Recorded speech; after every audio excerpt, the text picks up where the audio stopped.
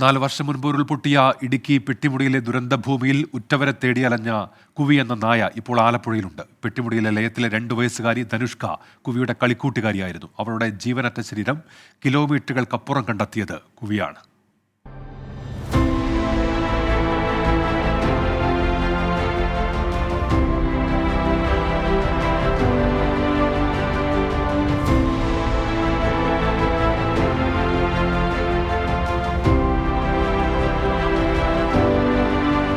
ധനുഷ്കയുടെ വിറങ്ങലിച്ച വിരലുകളിൽ കുവി മൂക്കുകൊണ്ടു തൊട്ടു.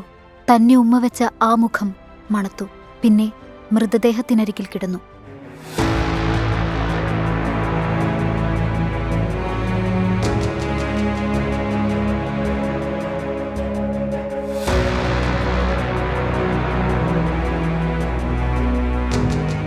ഇന്ന് ധനുഷ്കയ്ക്ക് പകരം ചേർത്തല ചക്കരംകുളം കൃഷ്ണകൃപ വീട്ടിൽ കുവിക്ക് കൂട്ടായി ഇളയുണ്ട്. കുവിയെ പരിശീലിപ്പിച്ച ഇടുക്കി ഡോഗ് സ്ക്വാഡിലെ പരിശീലകനായിരുന്ന അജിത് മാധവന്റെ വീടാണിത്. 2021 മുതൽ ഇവിടെയാണ് കുവി. അടിമാലി സ്റ്റേഷനിൽ സീനിയർ CPO ആയ അജിത്തിന്റെ മാതാപിതാക്കളായ മാധവൻകുട്ടി, ശാന്തകുമാരി, ഭാര്യ ആരതി, മകൾ ഇള എന്നിവരുടെ ഓമനയാണ് കുവി. ഇതിനിടെ ശ്രീജിത്ത് പൊയിൽക്കാവ് സംവിധാനം ചെയ്ത നജസ് എന്ന സിനിമയിൽ കുവി മുഴുനീള കഥാപാത്രവുമായി.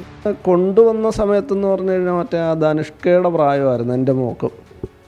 വന്നപ്പോഴത്തേക്ക് പിന്നെ മോളുമായിട്ട് ഭയങ്കര അടുപ്പമായി.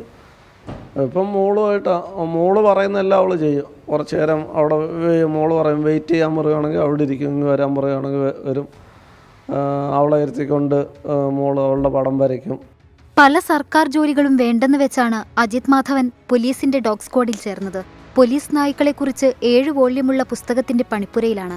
ആദ്യ പുസ്തകമായ ട്രാക്കിംഗ് അടുത്ത മാസം പ്രസിദ്ധീകരിക്കും. നായകളുടെ ആശയവിനിമയം, മൃതദേഹങ്ങൾ തിരിച്ചറിയുന്നത്, രക്ഷാപ്രവർത്തനത്തിനായുള്ള തിരച്ചിൽ, സ്ഫോടക വസ്തുക്കൾ കണ്ടെത്താനുള്ള ശേഷി തുടങ്ങിയ വിഷയങ്ങളിലാകും മറ്റു പുസ്തകങ്ങൾ.